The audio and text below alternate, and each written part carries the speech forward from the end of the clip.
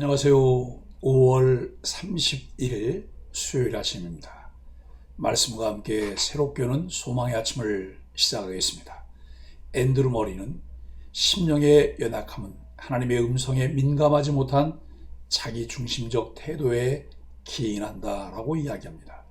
창세기 19장 12절로 22절까지 말씀을 본문으로 하여 주저없이 떠나야 할 소돔이라고 하는 주제로 함께 은혜를 나누기를 원합니다.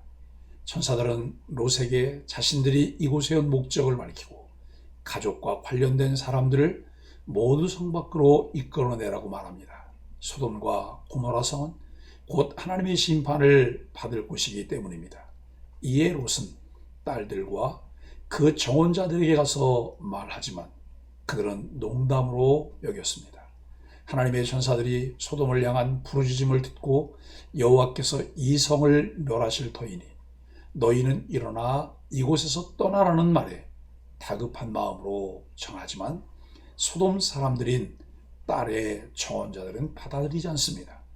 다른 사람의 부르짖음에 귀 기울이지 않는 소돔은 머지않아 멸망으로 부르짖는 곳이 됩니다.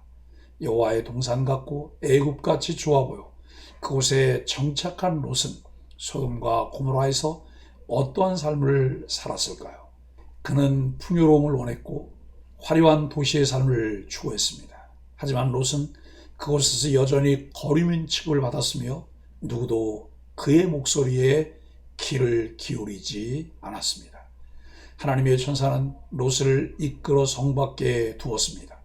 두었다는 노아 홍수 이야기와 이 사건을 연결시키는 것으로 쉼을 가리킵니다. 다시 말해 롯은 풍족한 소돔에서는 쉼을 누리지 못하고 소돔과 고모라 성 밖으로 나왔을 때 비로소 쉼을 얻을 수 있었습니다. 참 안식과 행복이 소유의 넉넉한 데 있지 않습니다. 하나님을 아는 것과 그와 바른 관계를 통해 참 안식과 행복을 누릴 수 있습니다. 롯은 하나님께 자비를 얻었습니다. 롯이 하나님의 말씀을 거역했음에도 불구하고 하나님은 그의 간청을 뿌리치지 않으셨습니다. 롯이 생존할 수 있었던 것은 그의 의로움 때문이 아니라 하나님의 은혜 때문이었습니다. 물리학에는 관성의 법칙이 있습니다. 이것은 물체가 운동 상태를 유지하려는 성질을 말합니다. 버스가 멈추면 몸이 앞으로 쏠리는 현상이 그 예입니다. 이런 특성이 소돔성에서 피신하려는 롯의 가족에게서도 그대로 나타납니다. 소돔과 고모라가 심판받아야 마땅하다는 사실이 입증되었지만 곧바로 심판으로 넘어가지는 않습니다. 이전에 아브라함이 중재했던 내용과 특별히 롯의 가족을 구원하고 보호하는 문제가 아직 남아있기 때문입니다. 사건의 진행이 지연되는 느낌이지만 이것 역시 진노 중에도 긍휼을 베푸시는 하나님의 성품을 드러내줍니다. 12절로 14절은 천사들의 배려입니다. 소돔 사람들의 집단적 폭력이 극에 달한 순간에 손님들은 자신들의 정체를 드러내며 소돔성을 멸망시키려는 계획을 알리고 롯의 가족에게 피신할 것을 명합니다. 소돔에 대한 하나님의 심판을 촉발시킨 것은 죄악상에 대한 부르짖음입니다.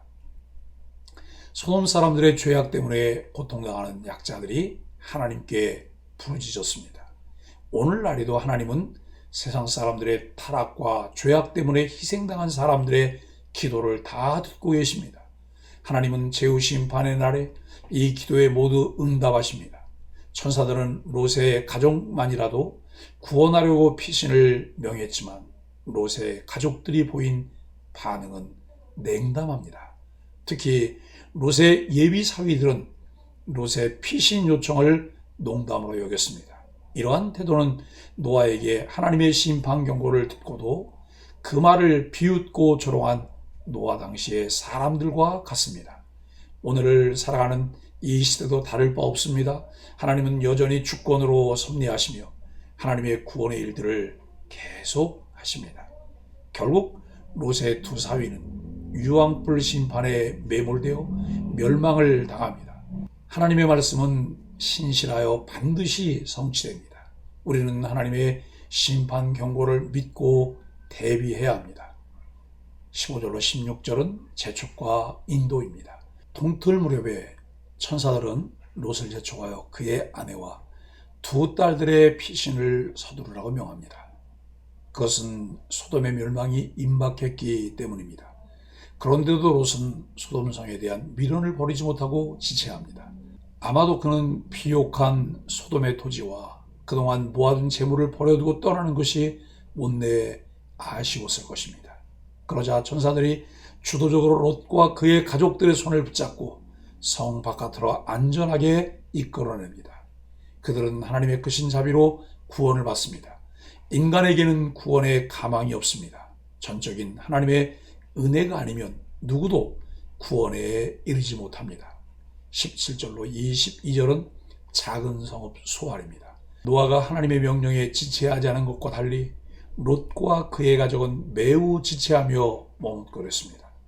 결국 롯의 가족을 성 밖으로 이끌어낸 후에 천사들은 그들이 소돔과 고모라에 이루어지는 심판으로부터 생명을 보존할 수 있는 것을 제시합니다.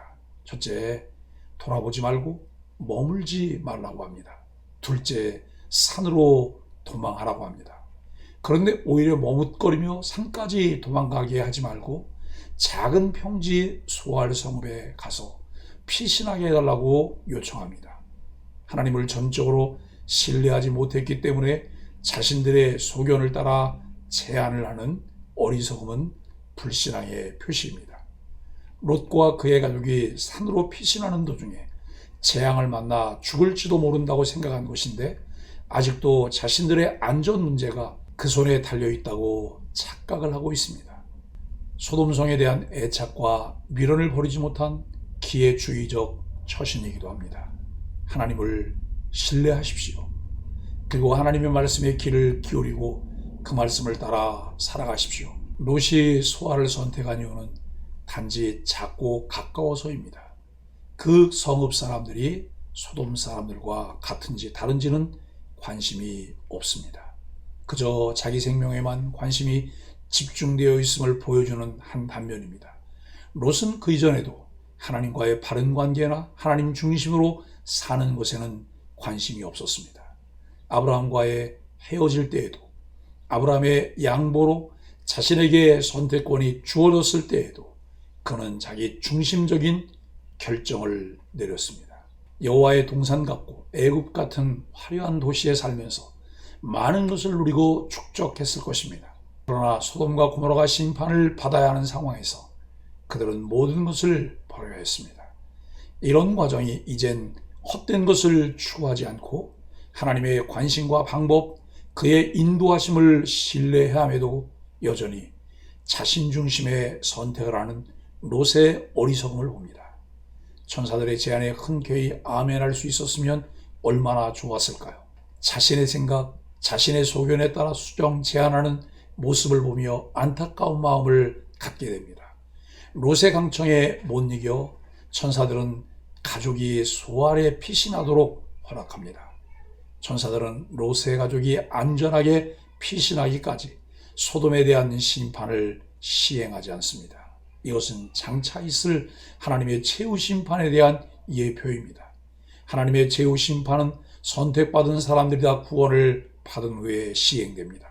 심판이 유보되는 것은 오직 구원받은 자의 수가 차기를 기다리시는 하나님의 인내 때문입니다.